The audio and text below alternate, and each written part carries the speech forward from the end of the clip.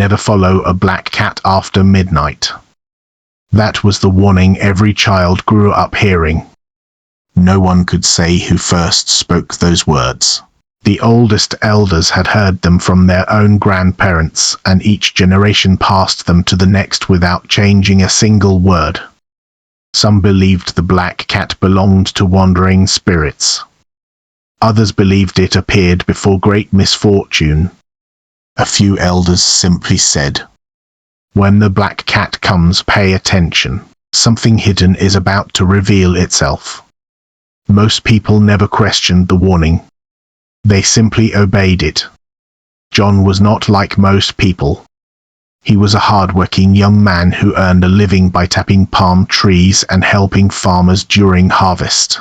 He respected the elders and greeted everyone politely, but he liked to understand things for himself instead of believing every old story. One evening, after finishing work, he sat beneath a mango tree with his close friend Peter. Peter had just returned from the market in the neighboring village. "You won't believe what I heard today," Peter said. John smiled. "What is it this time?" "They say a black cat appeared outside an old woman's house 3 nights ago." "So?" "The next morning, her missing goat returned after nearly 2 weeks." John laughed. "That sounds like good luck, not bad luck." Peter did not laugh. "Listen first. The following night, the same cat appeared outside another compound. Ag. A fire broke out before dawn." John shrugged. "That could be a coincidence." Peter leaned closer. "Maybe. But people say the cat always appears before something strange happens." John picked up a dry leaf and crumbled it in his hand. "People remember the strange events and forget the ordinary ones." Peter sighed. "You always have an answer." John smiled. "And you always believe every story." Both of them laughed. Neither knew that before the week ended, their laughter would disappear. That night, a light rain fell over the village. John finished eating and prepared to sleep. His mother looked at the dark sky.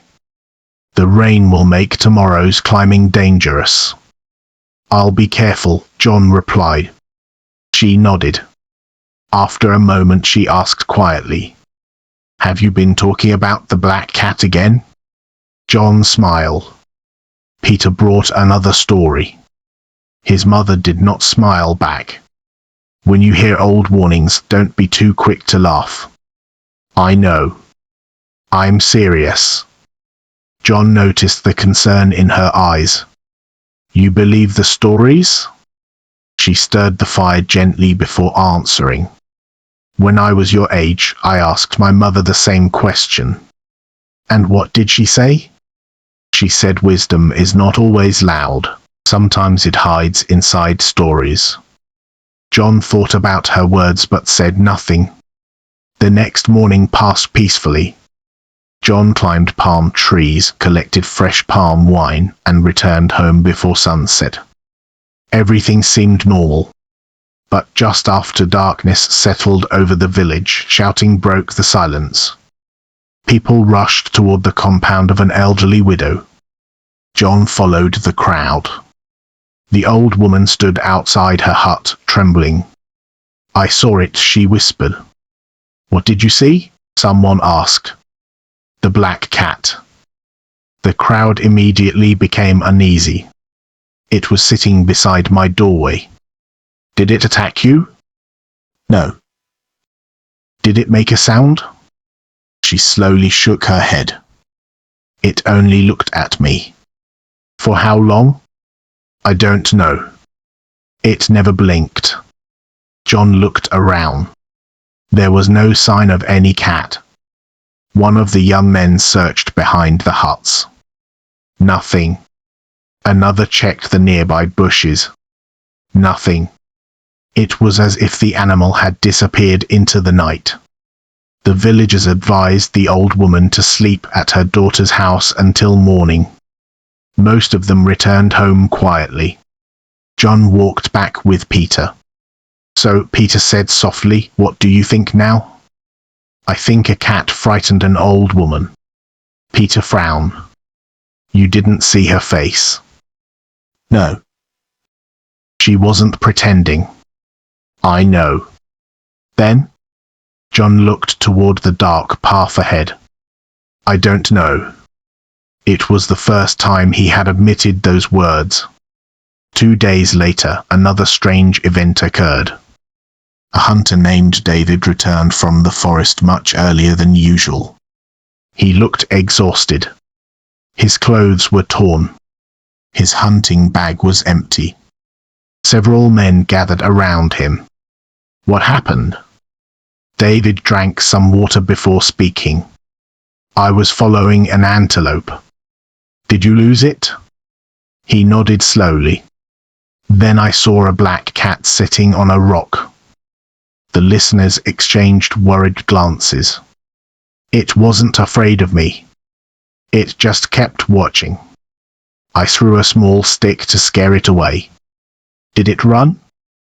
"No. It stood up and walked deeper into the forest." Someone asked nervously, "Did you follow it?" David lowered his head. For a short distance. The crowd became silent. "What happened next?" "I heard someone calling my name." John's eyes narrowed. "Who was calling?" David looked confused. "I don't know. It sounded like my father." Several people gasped. "But your father died years ago," an old woman whispered. David nodded. "I know. I became frightened and ran." One of the elders spoke firmly. "You were fortunate." "Why?" David asked. The elder replied, "Not everyone who follows strange voices finds the way back." That evening, Elder Matthew called a meeting beneath the large tree where village matters were often discussed. Young and old gathered quietly. The elder stood and looked around before speaking. "Our fathers taught us many lessons. Some were about farming. Some were about respect. And some were about surviving dangers we do not fully understand." He paused. "If anyone sees the black cat, do not chase it. Do not throw stones. And if you hear a familiar voice calling your name from the darkness," he tightened his grip on his walking stick, "do not answer." John listened carefully. He wanted to ask why. But before he could speak, Elder Matthew looked directly at him, almost as if he knew the question already. Then the old man said something that made the entire gathering fall silent. "The greatest danger is not the black cat. It is where your own curiosity may lead you." John felt an unexpected chill.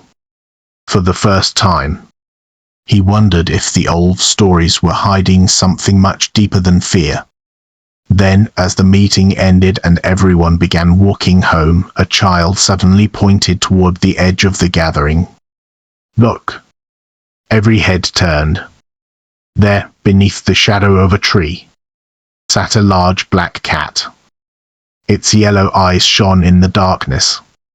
It did not run. It did not make a sound. It simply stared at John.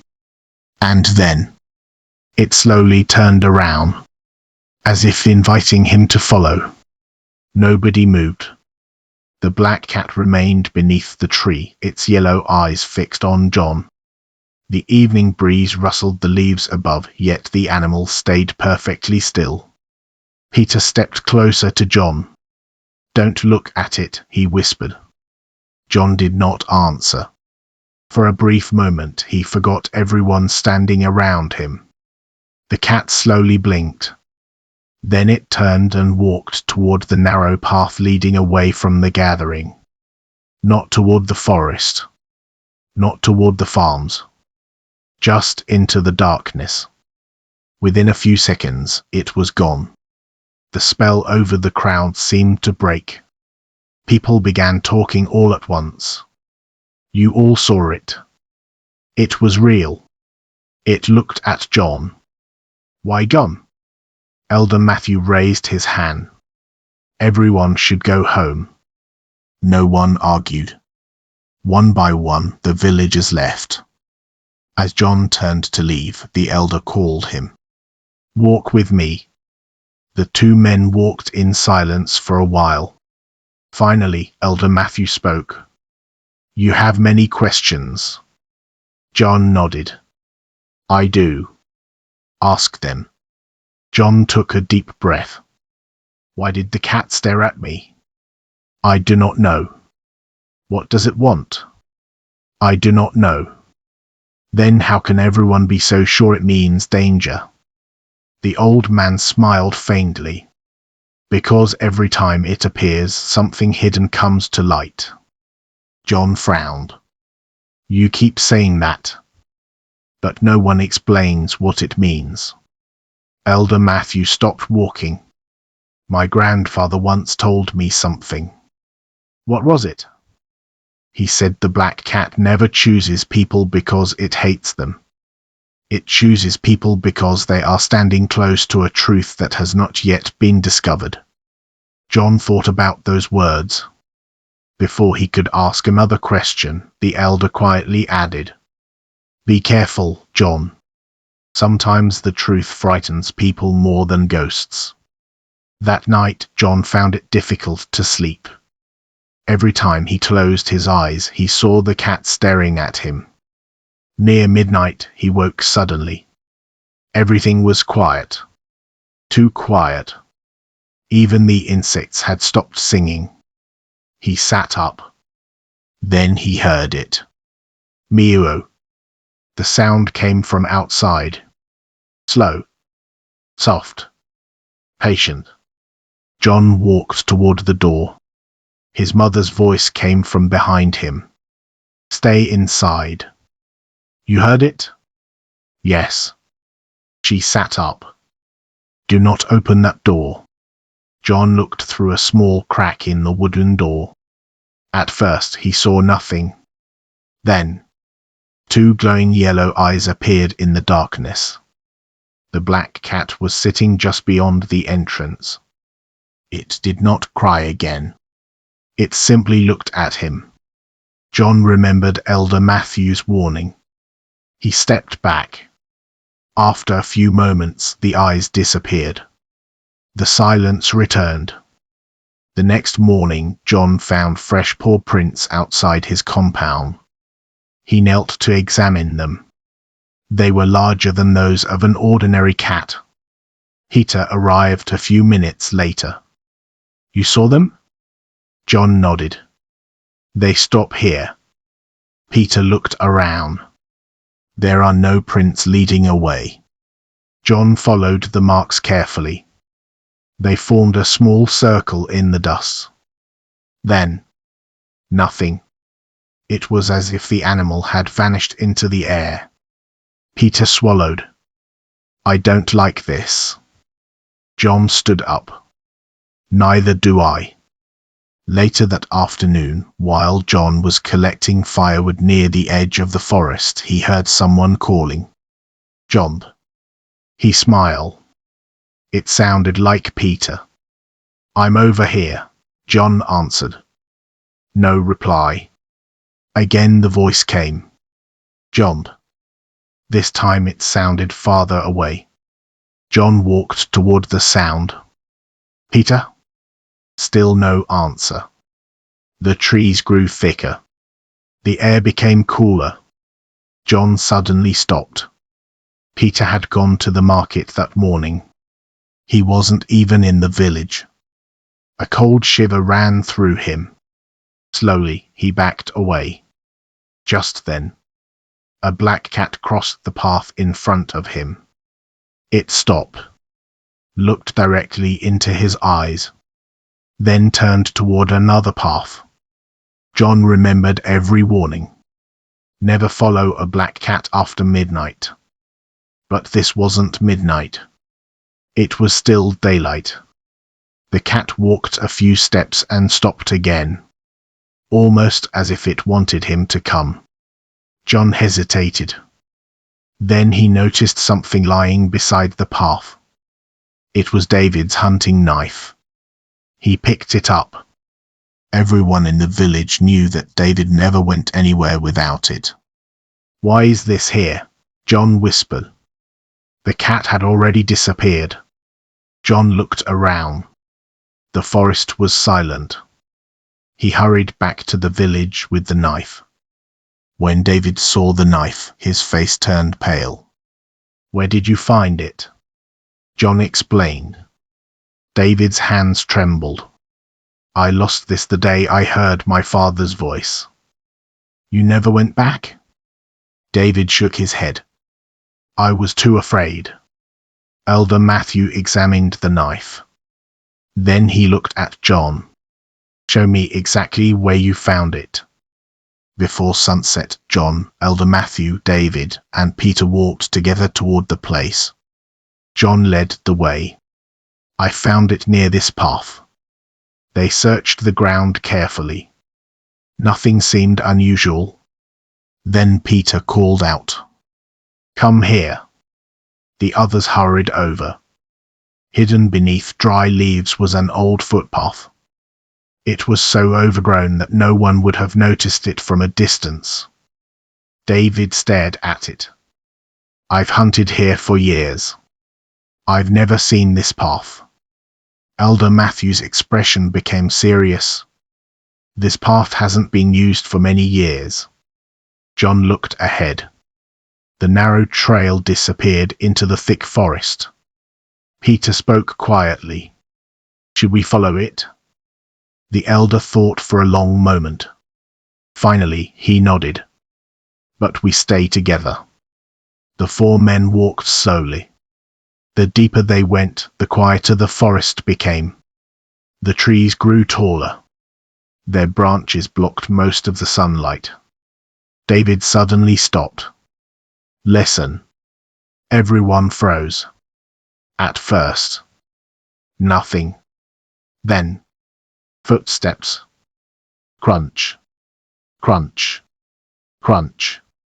Someone was walking ahead of them. John raised his voice. "Who's there?" The footsteps stopped. Silence. Peter tightened his grip on a stick. "Show yourself." No answer came. David whispered, "I don't like this." Elder Matthew stepped forward. "Stay close." They continued walking. After several minutes, the path opened into a small clearing. In the middle stood the ruins of an old shrine. Its walls had almost disappeared beneath vines. A broken wooden doorway leaned against one side. The place looked forgotten, as if no one had entered it for generations. Peter stared in disbelief. "I've never heard of this place." Neither had John. Elder Matthew looked troubled. "My grandfather once spoke of a shrine that was abandoned long ago." Before anyone could say another word, "Miuo." The sound came from behind them. They turned quickly. The black cat sat at the entrance to the clearing. It wasn't looking at them. It was looking toward the shrine. Then, without warning, it arched its back and let out a deep growl. Not at the men, but at something inside the ruined shrine. The four men slowly turned toward the broken doorway. From the darkness within, they heard another sound, a slow creak, as though someone had just taken a step. The four men stood frozen. No one spoke. The creaking sound came again, slow, heavy, as if someone inside the ruined shrine had taken another careful step. Peter tightened his grip on his stick. "I think we should leave." David nodded immediately. "I agree." But Elder Matthew shook his head. "If we leave now, we may never learn the truth." John looked at the broken doorway. "I'll go first." Before anyone could stop him, he lifted a burning piece of wood from a nearby fallen branch and stepped inside. The others followed closely behind. The air inside the shrine was cool and damp. The roof had partly collapsed, allowing thin beams of sunlight to shine through. Broken clay pots lay scattered across the floor. Tree roots had pushed through the cracked walls. The place had clearly been abandoned for many years. John slowly raised the burning branch. "There is no one here." Peter looked around nervously. "Then who made that sound?" Just then, a dry wooden beam shifted above them. It dropped onto the floor with a loud crash. David jumped backward. Elder Matthew sighed with relief. "So that was the sound." Peter laughed nervously. "For a moment, I thought we were not alone." But John wasn't listening. His eyes had fallen upon something hidden beneath the broken beam. An old wooden chest. Together, they pulled the chest into the light. It was covered with dust. The lock had rusted away long ago. John slowly lifted the lid. Inside were several old objects. A carved staff, a faded cloth, and a bundle of dry palm leaves tied together. Elder Matthew carefully untied the bundle. The palm leaves were covered with old writing. He studied them quietly. Then his face changed. "What is it?" John asked. The elder looked up. "My grandfather told me about these." "What do they say?" He took a deep breath. "They tell the history of this shrine." The others listened carefully. Many generations earlier, before the village had become peaceful, there had been a group of dishonest men who secretly stole food, livestock, and valuables from their own people. Instead of admitting their crimes, they blamed strange spirits. Whenever something disappeared, they spread frightening stories to keep everyone away from the forest. One night, a black cat wandered into the abandoned shrine. The thieves believed it had seen them hiding the stolen goods. They chased it away. But each time they planned another theft. The cat returned. Soon people noticed something. Whenever the black cat appeared, a hidden crime was uncovered soon afterward. The elders of that time stopped treating the cat as a sign of bad luck. Instead, they believed it was a warning. Not that the cat caused evil, but that evil was already nearby. Over the years, the true story faded. Only the warning remained. People forgot its meaning. Fear replaced understanding. Silence filled the shrine. John looked toward the doorway. So all these years, the black cat was never the danger. Elder Matthew nodded. It was warning people to pay attention. David lowered his head. "We blamed it for everything." Peter sighed. "We were afraid of the wrong thing." Just then, John remembered something. The missing goats. The fires. The strange voices. They all happened after the cat appeared. Elder Matthew nodded again. The cat never created those events. It simply appeared before hidden truths came to light. As they prepared to leave, John noticed fresh footprints in the dust. Human footprints. They had not been there when they entered. He knelt beside them. "These are new." The others looked down. The prints led from the back wall of the shrine. John examined the wall carefully. One section sounded hollow when he knocked on it. Together, they pushed against it. With a loud groan, part of the old wall swung inward. A hidden passage. Peter gasped. I knew this place was hiding something. They entered carefully. The passage was short. At the end was a small underground room. Inside were sacks of dried food, farming tools, and several valuable items that had disappeared from the village over many years. David immediately recognized one of them. My father's hunting horn. Another man found an old brass pot belonging to his family. The room was filled with stolen property. Someone had been using the abandoned shrine as a secret hiding place. John looked at the fresh footprints again. Whoever hid these things was here recently. The men returned to the village before sunset and quietly informed the village leaders. That night, several elders hid near the forest instead of going home. They waited patiently. Hours passed. Then, just after midnight, a man appeared. He carried a sack over his shoulder and walked cautiously toward the abandoned shrine. The elders stepped out. Stop. The startled man tried to run, but he slipped and fell. When they pulled away the cloth covering his face, everyone gasped. It was Daniel, the respected trader.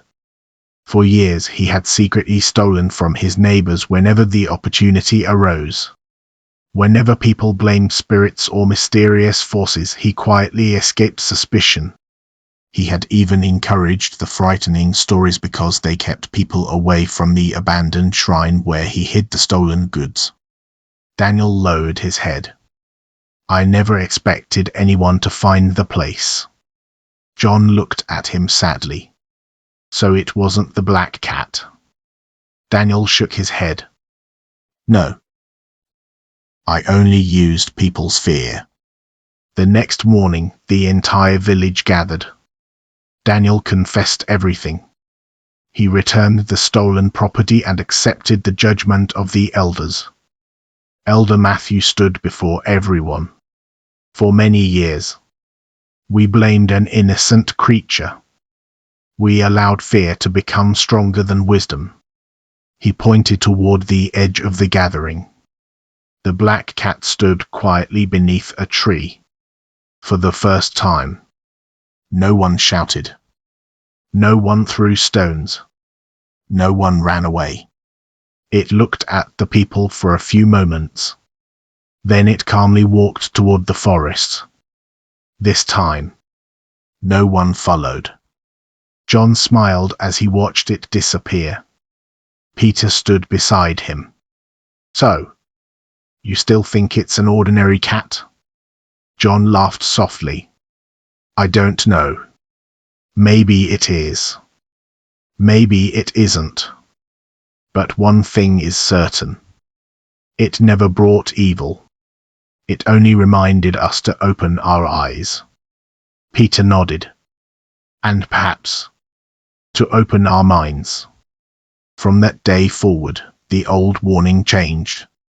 Instead of saying, "Fear the black cat," the elders taught their children, when fear tells you to blame the easiest thing, stop and search for the truth first.